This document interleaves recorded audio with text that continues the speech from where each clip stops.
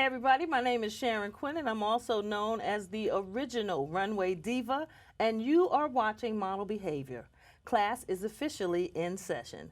Today my guest lecturer is director and filmmaker Sean Sawyer. His latest film, A Pocket Full of Nickels, is making the film festival rounds as we speak. Welcome, Sean, to Model Behavior. Thank you.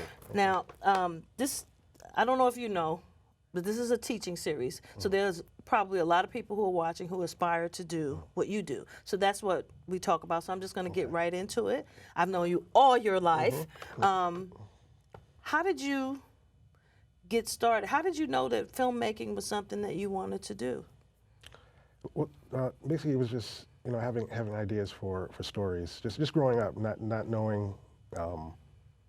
Actually, I was going to end up making films, stuff like that. I just growing up, I had ideas for stories, and I used to write songs. I was in a little rap group as a teenager. But as I got older, I started to get more socially conscious, and certain things I started to see that I didn't agree with, and I wasn't sure how I could express that. So I was able to express certain things that I was feeling and seeing through television media. I realized I would be able to express it through writing, and so I sort of fell into it. I had a story at one time, and we just happened to make it. I've known you all your life because we family, and I never knew that. I didn't know that you wrote. I didn't know about no rap group. I didn't know about any of that stuff, and I saw you a lot when we were growing up. Now, how does one get the funding? How did you fund the very first film that you did? The first, well, first, just to back up, I didn't know anything about making the film. I just everything through books. I didn't go to film school. I didn't do anything. Everything through books is a plethora of books. Barnes and Nobles, go to the library.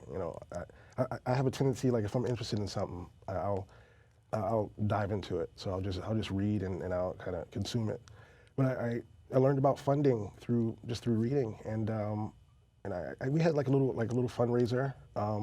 Made nothing, because no one knew who I was and stuff like that. So I had to basically fund the film, my first film myself, which was White Boy Brown. Now, when you first started funding White Boy Brown, was there the crowd fund, the funding, the Indiegogo and all that other stuff now? Now, this was back in 2008, so this is before really Indiegogo kind of, or crowdfunding really started. So everything was just basic, emails, mass emails, inviting people to, contribute, just giving them a synopsis of the story, and seeing if people would reach out and stuff like that. And it turns out I did have one funder, and it was a distant cousin out from Florida who seems to be doing pretty well, and he was just like, you know what, I believe in you, and we're just going to send you some money. So it helped a little bit. Okay. So. And how long did it take you to complete White Boy Brown from start to finish? Well, I started writing it, actually, I think it was 2007, and we didn't start filming till, was it 2009? So it was just learning all the way. So all in all, about 2 years. Just to, from beginning, from the initial, from start to finish? Yeah, start to finish, about 2 years. And what was the response to your? I saw it. I really liked it.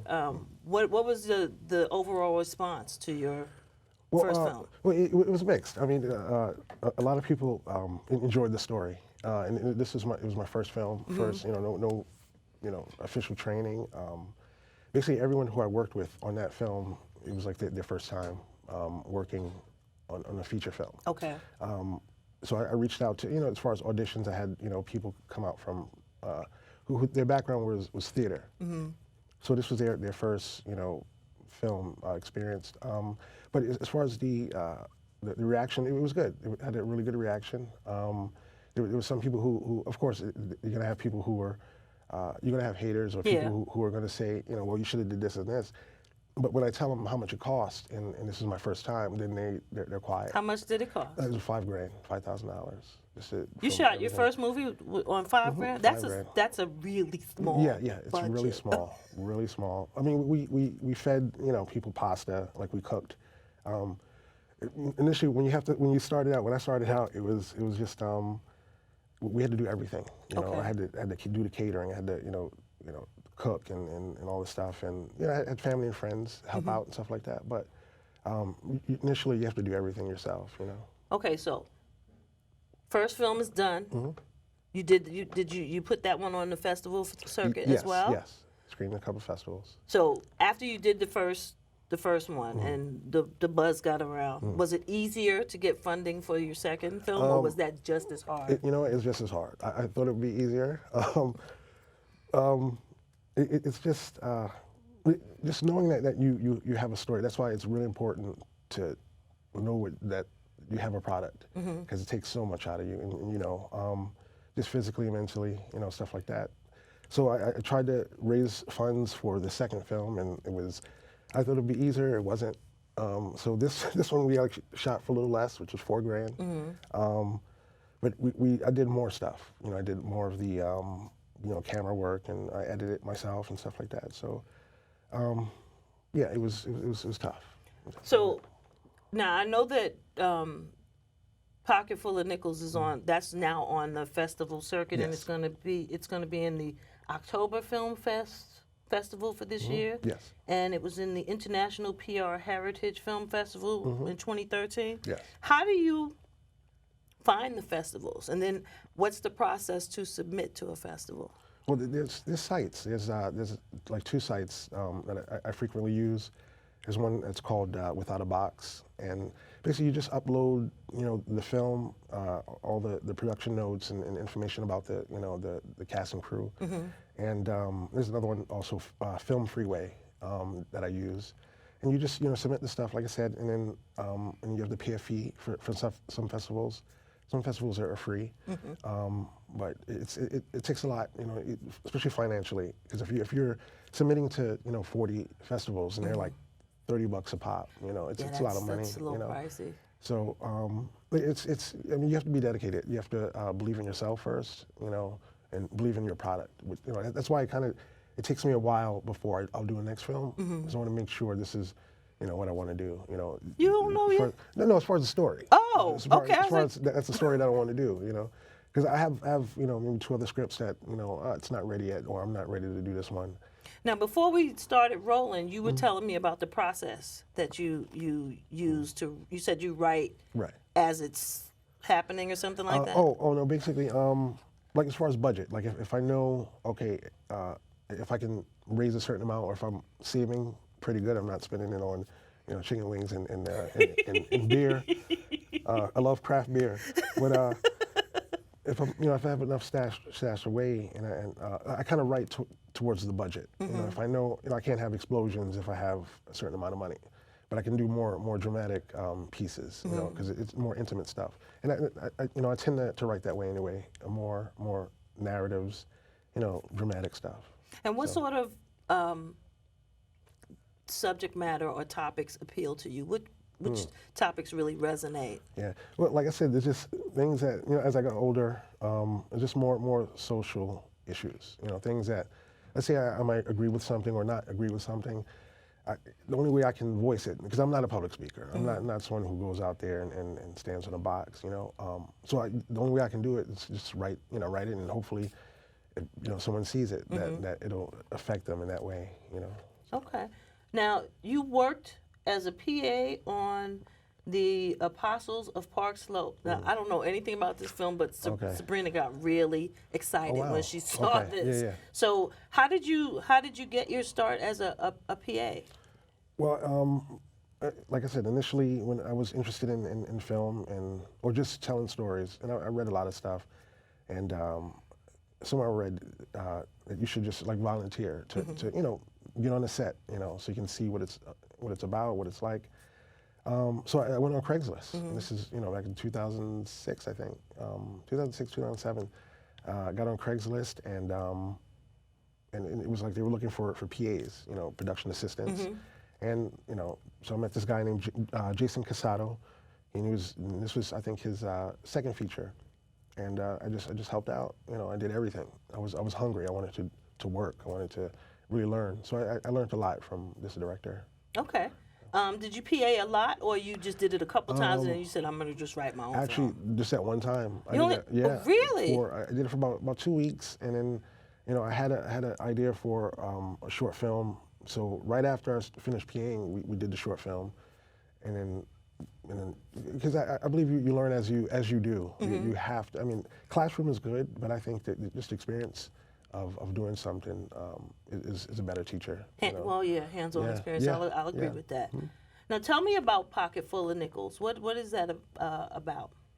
Well, it's a kind of like a unique love story. It's basically, and it's weird how it came about, but it's a story of a young lady named Krista De Leon, and she is a New York City spoken word artist, and she's in the lesbian community, and she feels comfortable in who she is and as a young woman, but she's challenged because then she meets a guy, and she begins to have feelings for this guy who visits New York, and so it deals with the time I wrote it, it was more like controversial or debates as far as same-sex marriages or just that topic. So I felt I wanted to kind of not pick sides, but kind of if you see the film, you understand.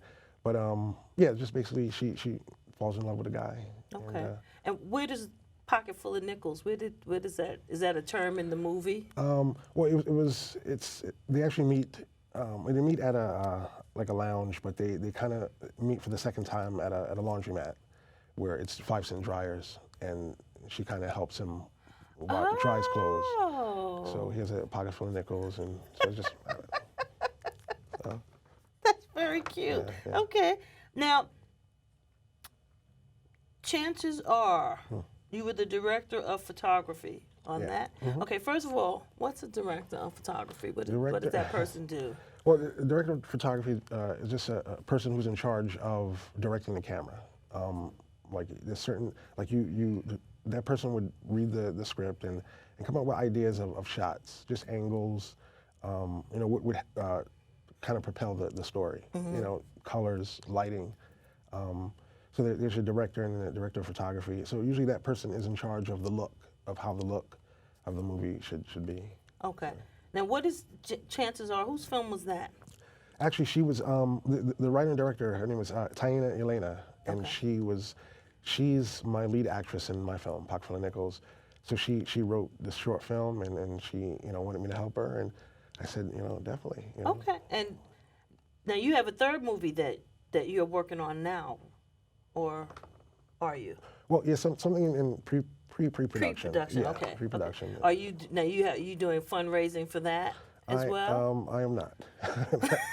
Like I said, I'm gonna try to save some money because this experience I had with the crowdfunding wasn't the 2 times I tried it wasn't too successful. So there's other avenues that I can go by. Okay, but why do you think that is? Because people got Indiegogo accounts to get money to make a batch of potato salad. How? I mean, right. I'm not understanding why you're having a hard time since everybody seems to be doing that. Yeah, they're doing it.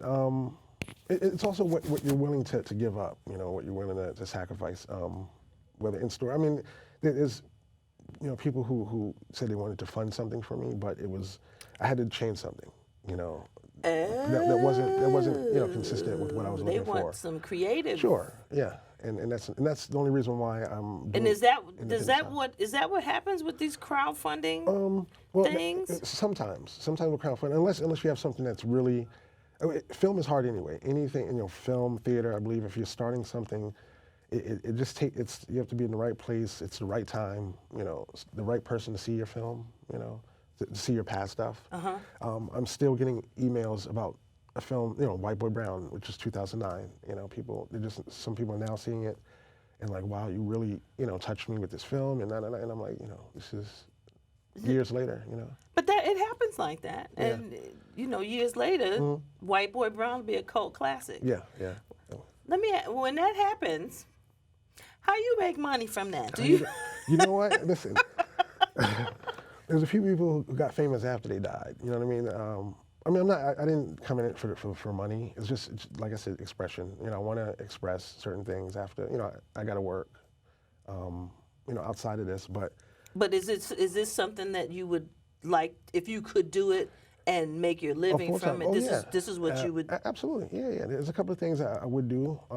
I feel I'm kind of, you know, I wouldn't stop doing anything else. You know, like I enjoy working with kids. You know, but I would, if I can do film full time, I would somehow work with kids. You know, Do films for kids. Yeah, or have them work that the too. camera. So, but yeah, I would love to do this full time, and if it paid, you know, well enough. Okay, so you're doing all these festivals at African Diaspora International Film Festival. So you got to be making leeway as far as connections and the people that you're meeting. I think that's more important than someone saying they're going to fund your film. I think 'cause it's a following. I think you need a brand. You need people to know your name. Because actually, from doing White Boy Brown, the actors that I worked with in Pocketful of Nickels worked with me for free because they saw White Boy Brown, and they were like, oh, you know, this guy's not a joke. You know, he's serious about what he's doing.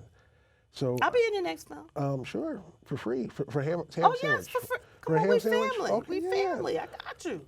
And yeah, so I just fed my second cast just with, you know, and we had pizza and pasta and stuff like that. And So you're saying, because you done said this about the food piece a couple times, it's important if you can't pay them, you got to feed them. You have to feed them. Really important to feed your cast. And just also your personality. You know, treat them right, because people are traveling and working with you, and you're not paying them. You know, so you know, treat them right. And if you treat them right, they'll come back. Yeah, sure, definitely. And if they see that you're putting out a quality product, I mean, if it's me, well, this is somebody I need to stay close to, because he ain't gonna be broke forever. Yes. So I need to stay in his good That too. graces. So now what's the writing? Where do you get your inspiration from? Is this stuff just coming out of you, or do you see stuff and it's like, oh, this would be a great story? Yeah. Well, yeah, a lot of times, I mean, that's the majority of it, where I'll see like a news story or something is going on, and I have an opinion about it. But like I said, there's no outlet for me to really share my opinion or view. And I'll just write it. I'll write it down. But usually just walking to it. Like, Pocketful of Nickels happened, I was at a it was like a little bar lounge in Staten Island, and it was lesbian night, and it was called Don't Block the Box. And I had no idea it was a lesbian night. Because the bar was a couple of blocks from my house, and I, you know, I used to go there all the time for the wings. I'm a big wing fan. Wings and craft beer. Wings and craft beer, Okay. yes. But, so I used to just go all the time because I knew the bartenders and the bouncers, and then they were like, yo, you know, it's lesbian night. I was like, so what? But then there's a young lady, you know, we kind of had eye contact, and it was weird because I thought, you know, I was like, that's a weird story, you know, because you can tell, you know, she was very, you know, kind of masculine. And I was like, wow, that'll be an interesting story. And that's how I came up with Pocketful of Nickels. So, you know, a story can come up anywhere. You know? That's interesting. Okay. Yeah, Okay. Because half the time you too drunk to be writing down thoughts. So you write as soon as the inspiration hits you. An idea. You write the idea down. The idea will come, and then I love to walk, take night walks, and then I'll just think. I'll keep feeding that idea, and I'll just walk, and I'll think, and build on that story, you know, or build on the idea. And do you bounce that off of other people, or you could just sort Not of too soon. just bounce it to yourself? To yourself. Usually not too soon. It's good to hold things on for a little bit. Why? I believe, like if you share stuff too soon, if you let that rose out, you know, that's still budding, sometimes it can get smashed, and not intentionally. Sometimes, you know, it could be out of jealousy, or someone says something that they don't, you know, out of their ignorance, and it might crush you. You know what I mean? And then you won't do it. So sometimes, you know, I hold on to stuff and I wait until I'm 100%, and I know, you know what, I'm going to tell this story, and this is what I, you know, want to say. You know. That's. Now, what do you think about social media? Has it affected the filmmaking? I already know how it. You just told me how it could affect the writing process if you, because people put their stuff out immediately. How do you feel about that sort of thing? You know, I think social media is good for certain things, but I think it's like false security. I think it it builds walls, I think, when it does the opposite of what it's called. You know what I mean? And also everyone has an opinion, everyone has a view, but you have to be careful as to where you're getting the information from. You know, years ago we would have, experts on certain topics, and then we'd read their writings. But now everyone's an expert. Yeah, you know what Lord I mean? Jesus, yes. So I mean, you've been doing your stuff for years, so I would listen to you if I'm looking, for information as far as modeling or stuff like that. So you got to be careful where you get information from. Also, when you put out too.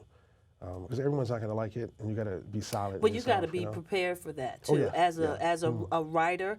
Because I like to write too, and we real sensitive about our stuff. So I know that people are not going to like everything I write. I don't necessarily want to hear that you don't like what I'm writing. But I just like with fashion, I would say for what you do, you got to be prepared for the negative criticism, and some of it won't be what's the word, constructive. Right. Yeah. Some of it will be just Sure. personal, because people Sure. can hide behind their computers and be really nasty. Yeah. So if you don't have a thick skin, you probably shouldn't put your baby out there to be destroyed. Yeah. Have you gotten a bad review that stayed with you for a minute? Have you ever gotten that?